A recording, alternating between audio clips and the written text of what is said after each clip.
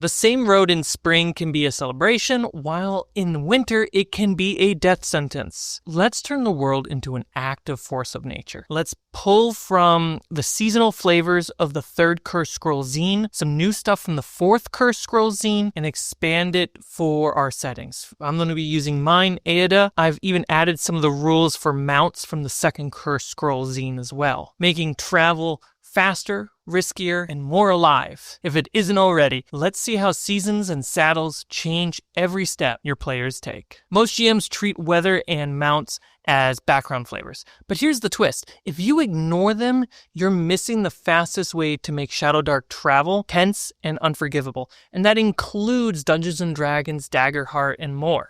So my question for you is, do you use weather and mounts for your travel rules? Drop a comment down below. I'd love to see how you run your table. Shadowdark gives us seasonal flavors in the 3rd Cursed Scroll zine, meant for the far north specifically. But I liked it so much I took it a step further and made each climate a new world table for my setting. Temperate lands feel mild in the spring, hot with cicadas in the summer, and crisp and colorful in the fall, and icy in the winter. Mountains, they bring spring floods, summer storms, sharp fall winters, and endless winter blizzards. The coastal regions, foggy springs, calm summers, choppy falls, brutal winter gales. And in the far north, and even the desert, the sun itself becomes a season. Endless daylight summer, endless night in the winter. The point is, every road is different depending on the climate you set it in. It gives you the tool set to change a setting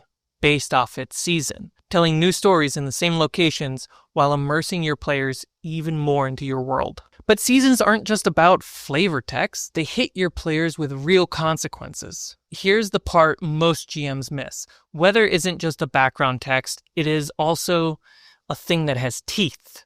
Check the weather each day by rolling a d6. On a 1, the weather is bad. On a 6, the weather is great, and you can roll the next weather roll with advantage. If you get bad weather, that simply makes normal terrain into difficult terrain. It can also change safe travel into unsafe travel, and it can completely change the tone of the day. Strong winds, navigation checks are hard. Snow, the road itself becomes dangerous terrain or difficult terrain, and sometimes the result is the story hook, like a sandstorm or a sudden mountain fog. In the new Cursed Scrolls, hex-based traveling gets even simpler than it used to be. 6 miles is still a single hex. How many hexes do they cover in a day is based on how they choose to travel. Like walking is 4 hexes, mounts are 6, sailing is 8, but I'll get to sailing in another video, where we deep dive in sail travel and oceanic travel. Picture this, the party's making a close journey, just 2 territories or hexes away, along a road they know very well. In spring, it's an easy day's walk with maybe 1 safe danger roll.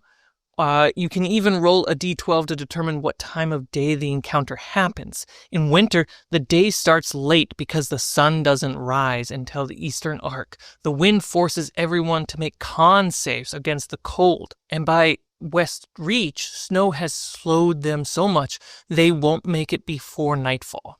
Now, that simple trip has become an unplanned overnight stay on the road, and the tension is real. The road doesn't change, but the seasons made it feel new. They might even need to roll an intelligence check to forage for a ration or torches that they can make a campfire with. Weather layers onto travel rolls. Here's the important part. Seasons and weather don't replace your existing travel rules. They're like a cake layer on top. If you're crossing a safe territory in summer, maybe it truly is easy. But in winter, daylight is cut in half and the danger level steps up. That means a trip you've made a dozen times feels brand new because the weather changes how you roll it. That's seasons. But what about the creatures carrying you across them? Now let's talk about mounts. Some roads are fine for walking. Others you'll wish you had something carrying you. Mounts typically fall into 3 categories: common, uncommon, and rare. Common mounts, anyone can ride them and find them. Rare mounts are like wyverns, elks, giant lizards. They take training, but they have unique advantages. Every mount has gear slots equal to 5 times their strength bonus. Your rider and their gear, thankfully, take up only 10 slots right away. So you can max out your stuff and still fill only 10 on the mount. That means a strong mount carries extra supplies. A weak one, just you and your pack. But mounts come with risks. In combat, they can get spooked, bolt, or refuse to fight entirely. And like adventurers, they need food and water, or else they start taking damage. Mounts aren't just vehicles, they're survival partners. So how does this work when the party hits the road? Here's what this looks like in play. Your party's mounted and leaving the city for a far journey, about 10-ish hexes or territories. They covered on foot, so you're looking at around 6 or 7 days. But mounted, you can cut that into 3 or 4 days. On day 2, you decide to push the horses through the extra turn to beat a storm that's rolling in. That's pretty good drama around the table. There are technically variant rules for pushing, and I think you'll find them super interesting. In the new 4th Cursed Scroll zine, we actually have simpler travel rules. Here they are. All right, I printed them out. We got travel per day. The hexes are still 6 miles across, but the wording changes here. The PCs can enter a number of hexes per day based on the travel method, meaning depending on your walking, sailing, mounted, that determines how many hexes you travel for the day. A hexes per day for walking is 4, mounted is 6, sailing is 8. Versus trying to determine how many hours per day you travel, we're just going to go, hey, per day you can only travel these many hexes. We're cutting the clock a little bit out of the equation. Movement. PCs move from hex to hex as a group while traveling over land. Check for a random encounter twice a day, twice at night, with a 1 out of 6 chance. So I would say roll a d6. On a 1, that's an encounter. Roll a d12 to determine what time of day the encounter happens. 12-hour day. So this is where the clock kind of comes back in. So now you're having to track which ones they're on, which is fine. You know, you just essentially tally up 12. 1, 2, 3, 4, 5, 6, 7, 8, 9, 10, 11, 12. You can just roll a d12 and mark which ones they're going to do.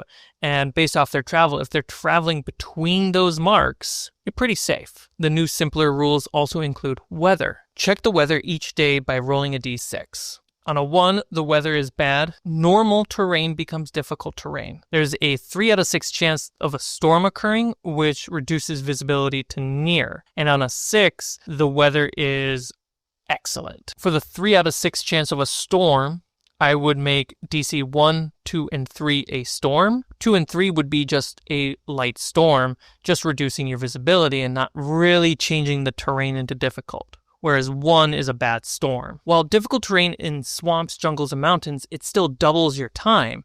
It also introduces impassable terrain, such as like lavas and cliffs, where players can't go through without cunning or daring luck. Like, let's climb the cliff. Let's find a way to cross the lava lake. Then these new simpler rules also cover food and water, which I really like what's written here. PCs can go 3 days without consuming a ration, and ration counts as food or water, whatever is needed narratively for the story. They take 1d4 con damage per day. After that, death at 0. A PC can forge for 1 ration a day with an intelligence check. So you can forge once a day. You can look around. If you can't find anything, you didn't find anything. Makes it simple and quick. A fun little thing that I would mix up in this is actually metabolism. I know. Hear me out. So we know that in the real world, creatures that live longer years have slower metabolisms than creatures with less years for a life. My metabolism is slower than a squirrel's, but it is not as slow as a sea turtle. You can say a mortal, a human or a halfling, can go 3 days without consuming a ration. So for a half-elf or a dwarf that live 400 years, they can go 3 weeks without ration or water. If you want to add an elf on there that can live about 1,000 years, they can go 3 to 4 months without a ration. Yes, your players will gamify the hell out of that. But also, if you get a mixed group of different ancestries across the board, that will get kind of fun. Then the fourth curse scroll has an update for pushing. At the start of the day, the PCs can choose to push. They move an additional 50% of their speed. So at the top of the day, you have to declare to push, not at the end of the day. So this is going to be a day that you're going to push so you can get more hexes per day. That's important to know. Your walking is going to go from 4 to 6. Mount is going to go from 6 to 9. And sailing is going to go from 8 to 12. Pretty simple. Increase the random encounter chance when pushing to a 2 out of 6 chance that day. So when the PCs roll the d6 for the random encounter twice a day and twice at night, the DC is no longer 1d6. It is 1 or 2 from the d6. Also, PCs can't forge for food on days they push. And that's kind of helpful to know when at the top of the day you're going to choose to push or not. Like, oh, we're getting low on rations. We don't want to push, so we can look for food and water. We have plenty of food and water. Let's push to get somewhere faster. And you're not including any sense of disadvantages like exhaustion on it or anything like that. And I really like this upgrade. Yesterday, I just ran a lot of traveling. Rather than doing random encounters, I used my umbral clock, which made it safer. And that's something I wanted for kind of the first big traveling thing I've done with Shadowdark, especially with new players.